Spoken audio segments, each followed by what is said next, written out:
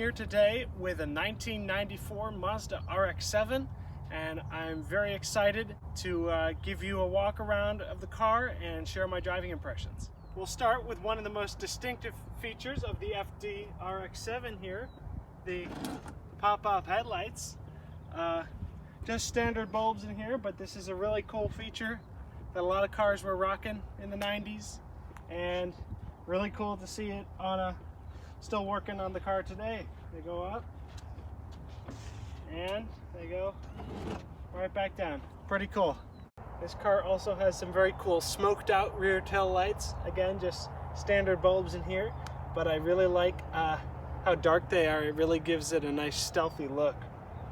It helps to keep it modern, even though this car is so old. So funny we see such large wheels on cars today. Back in 1994, this car so sporty as this was rocking 225/50 on a 16-inch rim. Really interesting to see how much larger and common it is to see large tire sizes these days. Let's go ahead and take a walk around the car, look at the panel gaps, see how they held up after 23 years. Obviously around the pop-up headlights, there's a pretty decent sized gap, but that makes sense because they need clearance to go up and down. Coming along though, the alignment of the whole hood is still pretty good. Again, larger gap with the front bumper though. It is what it is. Coming along the side, the door gap is definitely larger towards the front than it is towards the back. Is what it is. Coming around the back here, this is actually interesting. There is a pretty large gap around the back of the boot lid here, but what I think it needs to be even larger because you need to get your fingers in here, pop it open. But again, it's pretty even on both sides of the trunk, so looking pretty good. Also all even up throughout here, throughout the shape of the tail lights. Same story on this side here.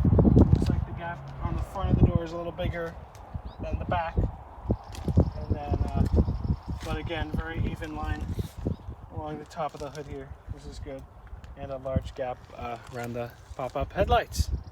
Now for the part you've all been waiting for, the part that gave this car such a legendary following, the 13B rotary engine under the hood. So in this car we have the Mazda's 13B rotary engine. This is a 1.3 liter twin rotor design and also twin turbocharged. It's a sequential turbocharger setup. So there's a smaller turbo and a larger turbo. The smaller one kicks in at about 1800 RPM and carries you to about 4500, and then the larger turbo kicks in from 4500 up to the red line.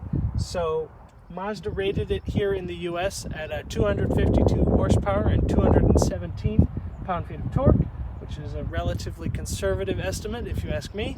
And this motor, while not being tremendously reliable, as all rotaries are, has a reputation for being able to support a lot more power. Not uncommon to see 13Bs pushing 500, 600 horsepower. Overall, amazing that Mazda had such a revolutionary engine design and they decided to actually put it into a car, and even more amazing that it's still running and I can have the opportunity to drive it today. As we all know, the mark of any true sports car is a very small trunk. The RX-7 does not disappoint.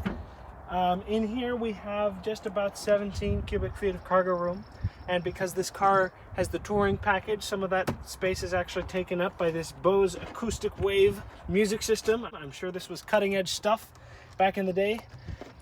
Still very cool that it's working today. Also, I do like that there's a little cargo cover up here that will block your stuff from view, because essentially this is a hatchback. But other than that, not too much to see back here. Before we step inside, I'll point out a couple interesting features about the RX-7. No door handle anywhere in this region. Door handle's actually up here, right at the back of the door. Just lift that to open. Also, rather unusual, we have the mirrors mounted down here on the top of the door, as opposed to in this area where they're usually mounted on most cars. Also rather interesting is we have this little plastic area.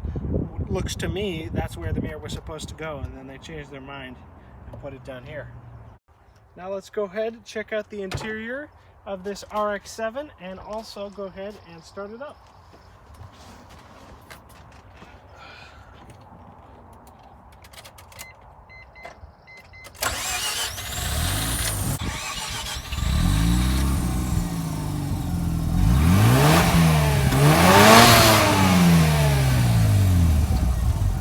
The RX-7 has a very cool driver-focused layout to the interior.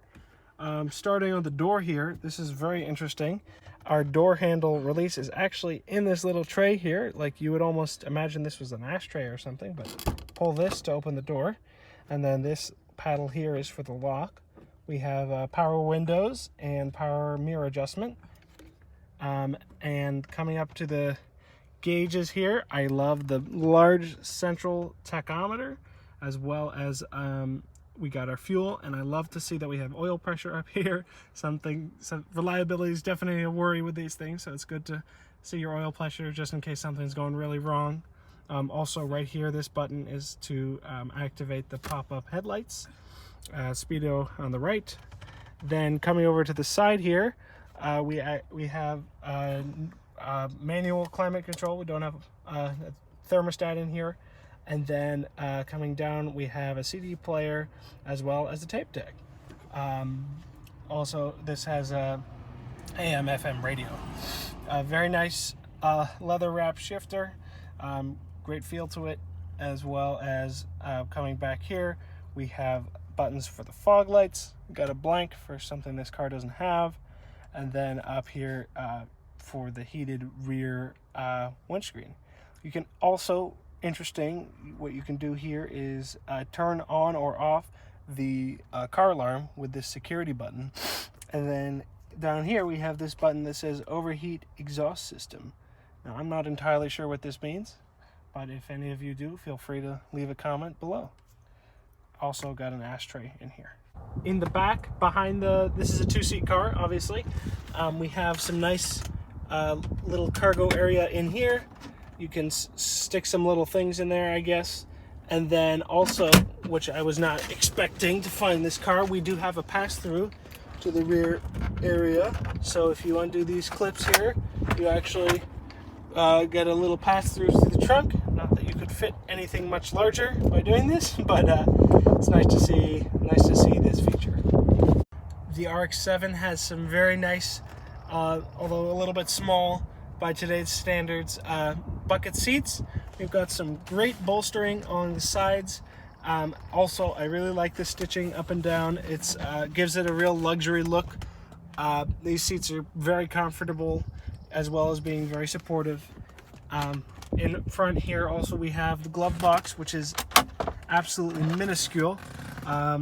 Just about fit your registration card in there. That's about it. We also have some nice sun visors up here. They are rather an interesting shape. It's kind of following the contour of the roof here. I don't know what's going on. And then also a little mirror held on with a piece of Velcro. This is nice. All right, so driving the RX-7, you can definitely notice that this rotary engine makes a lot of vibration.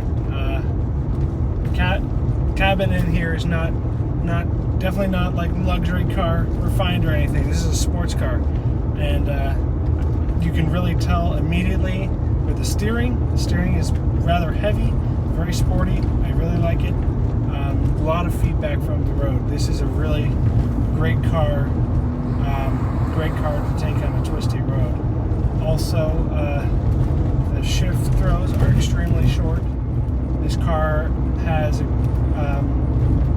a 5-speed gearbox, and you're gonna be turning a lot of RPMs at highway speeds, though.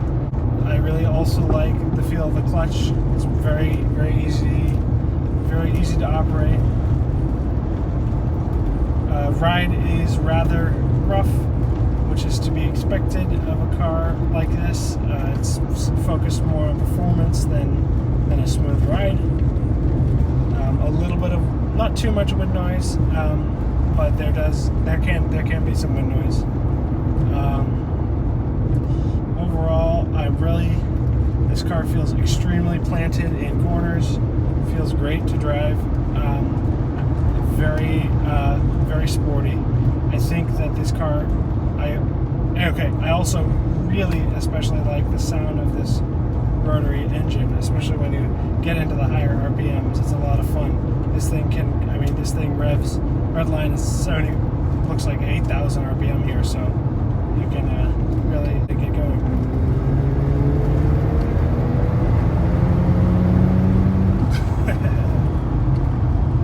This car is a lot of fun. You can really feel where the first turbo comes off and the second turbo comes on. There's a real break in the power in between 4,000 and 5,000 RPM when it's switching over. But so the power delivery is not that linear, but it's definitely something you could get used to. I really see how people love these cars because it's just so much fun to drive. Oh my goodness, I am just having a great time.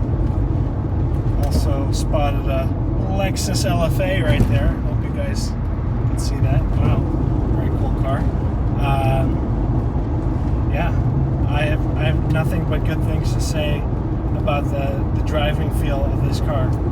Again, a little rattly in here, a little a harsher ride, but that's to be expected. And the whole driving experience still feels very smooth, even though this car is like some 23 years old. So this car has pretty high miles for an RX-7, but it still feels really solid. I can really see why people love this car so much.